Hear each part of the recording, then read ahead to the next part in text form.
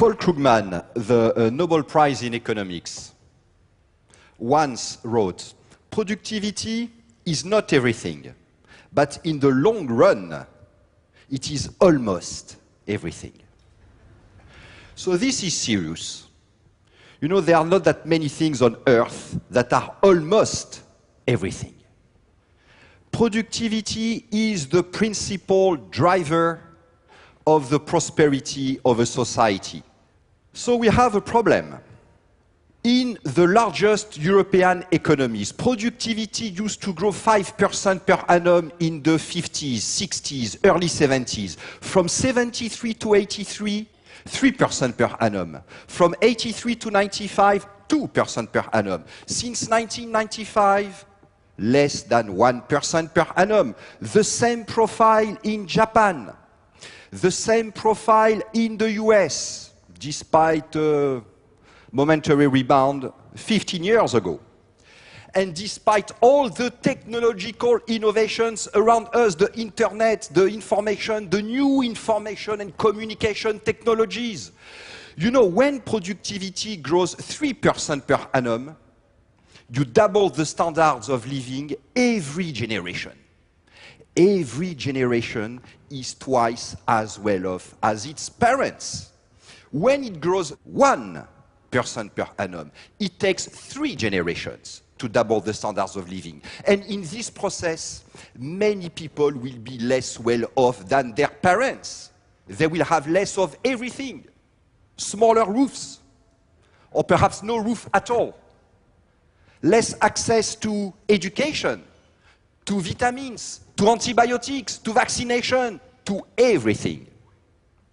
Think of all the problems that we are facing at the moment. All. Chances are that they are rooted in the productivity crisis. Why this crisis? Because the basic tenets about efficiency, effectiveness, in organizations, in management, have become counterproductive for human efforts. Everywhere, in public services, in companies, in the way we work, the way we innovate, invest, try to learn to work better. Take the holy trinity of efficiency. Clarity, measurement, accountability. They make human efforts derail. There are 2 ways to look at it, to prove it. One, the one I prefer, is rigorous, elegant, nice math. But the full math version takes a little while. So there is another one. It is to look at a relay race. This is what we will do today. It's a bit more animated, more visual, and also faster. It's a race. So hopefully it's faster. World Championship, final, women, 8 teams in the final. The fastest team is the US team. They have the fastest women on earth. They are the favorite team to win. Notably, if you compare them to an average team, say the French team,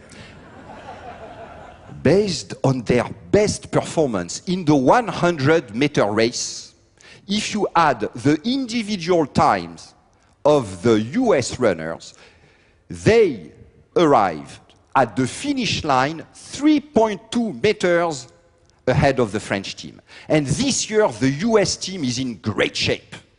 Based on their best performance this year, they arrive 6.4 meters ahead of the French team, based on the data.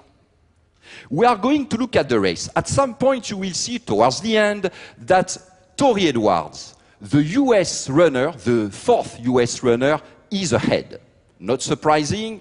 This year, she got the gold medal in the 100-meter race. And by the way, Christy Gaines, the 2nd runner in the US team, is the fastest woman on earth. So there are 3.5 billion women on earth.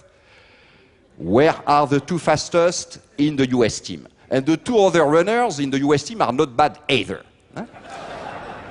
So clearly, the US team has won the war for talents.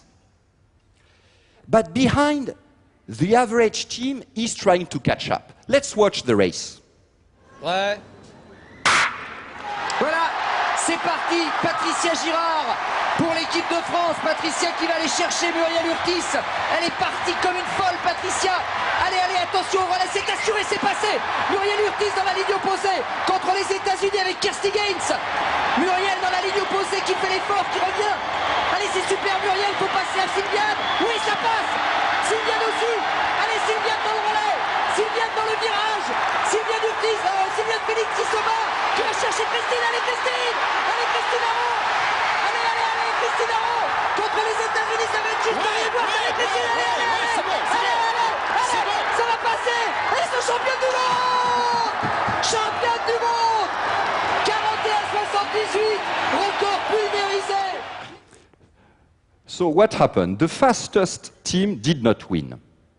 The slower one did. By the way, I hope you appreciate the deep historical search I did to make the French look good. Huh?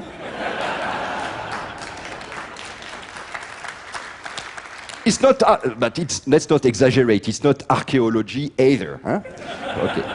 So, but why? Because of cooperation. You know, when you hear this sentence, thanks to cooperation, the whole is worth more than the sum of the parts. This is not poetry. This is not philosophy. This is math. Those who carry the baton are slower, but their baton is faster. Miracle of cooperation. It multiplies energy, intelligence in human efforts. It is the essence of human efforts. How we work together, how each effort contributes to the effort of others. With cooperation, we can do more with less. Now, what happens to cooperation when the Holy Grail, the Holy Trinity even, of clarity, measurement, accountability appears? Clarity. You know, management reports are full of complaints about the lack of clarity. Compliance audits, consultants' diagnostics. We need more clarity. We need to clarify the roles, the processes. It is as though the runners in the team were saying, let's be clear. Where does my role really start and end? Am I supposed to run for 95 meters, 96, 97, 90? It's important. Let's be clear. If you say 97, after 97 meters, people will drop the baton whether there is somebody to take it or not. Accountability. We are constantly trying to put accountability in someone's hands. Who is accountable for this process? We need somebody accountable for this process. So in the relay race, since passing the baton is so important, then we need somebody clearly accountable for passing the baton. So between each runners, now we would have a new dedicated athlete, clearly dedicated to taking the baton from one runner and passing it to the next runner. And we would have at least two like that. Well, would we really, in that case, win the race? But that I don't know. But for sure, we would have a clear interface, a clear line of accountability. We will know who to blame, but we will never win the race. You know, if you think about it, we pay more attention on knowing who to blame in case we fail than in creating the conditions to succeed. All the human intelligence put in organization design about structures, processes, systems, what is the real goal? To have somebody guilty in case they fail. We are creating organizations able to fail, but in a compliant way. With somebody clearly accountable when we fail. And we are quite effective at that. Failing. Measurement. What gets measured gets done. Look, to pass the baton, you have to do it at the right time, in the right hand, at the right speed. But to do that, you have to put energy in your arm. This energy that is in your arm will not be in your legs. It will come at the expense of your measurable speed. You have to shout early enough to the next runner when you will pass the baton to signal that you are arriving, so that the next runner can prepare, can anticipate. And you have to shout loud, but the blood, the energy that will be in your throat will not be in your legs, because there are 8 people shouting at the same time. So you have to recognize the voice of your colleague. You cannot say, "Is it you?" Too late. Huh? Now, let's look at the race in slow motion and concentrate on the third runner. Look at where she allocates her efforts, her energy, her attention. Not all in her legs, that would be great for her own speed, but also in her throat, arm, eye, brain, that make a difference in whose legs? In the legs of the next runner. But when the next runner runs super fast, is it because she made a super effort or because of the way the third runner passed the baton? There is no metric on earth that will give us the answer. And if we reward people on the basis of their measurable performance, they will put their energy, their attention, their blood in what can get measured, in their legs. And the baton will fall and slow down. To cooperate is not a super effort. It is how you allocate your effort. It is to take a risk because you sacrifice the ultimate protection granted by objectively measurable individual performance.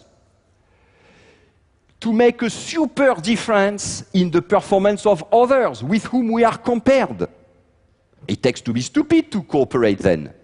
And people are not stupid. They don't cooperate. Clarity, accountability, measurement were okay when the world was simpler. But the business has become much more complex. With my teams, we have measured the evolution of complexity in the business. It is much more demanding today to attract and retain customers, to build advantage on a global scale, to create value.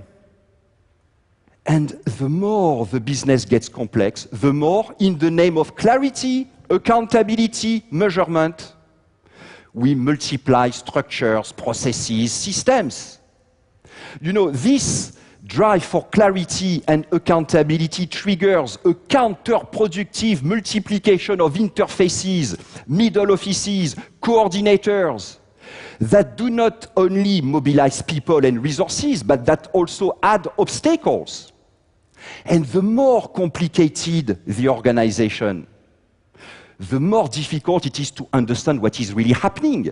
So we need summaries, proxies, reports, key performance indicators, metrics, so people put their energy in what can get measured, at the expense of cooperation. And as performance deteriorates, we add even more structure, process, systems. People spend their time in meetings, writing reports. They have to do, undo, and redo.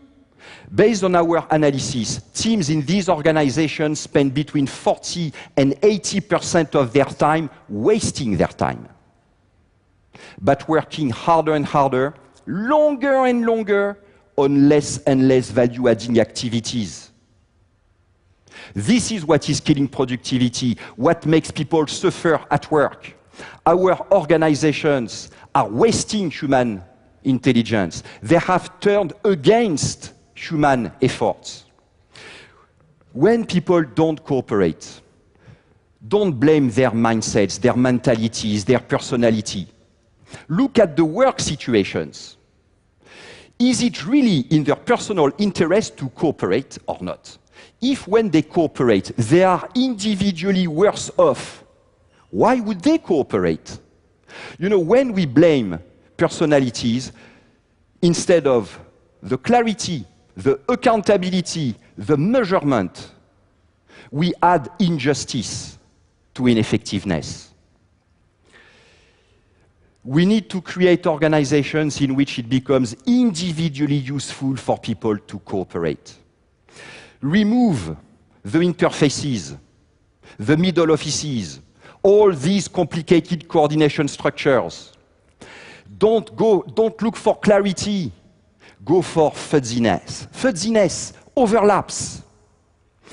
Remove most of the quantitative metrics to assess performance. Speed, the what. Look at cooperation, the how. How did you pass the baton? Did you throw it? Or did you pass it effectively? Am I putting my energy in what can get measured? My legs, my speed, or in passing the baton? You, as leaders, as managers, are you making it individually useful for people to cooperate? The future of our organizations, our companies, our societies hinges on your answer to these questions. Thank you.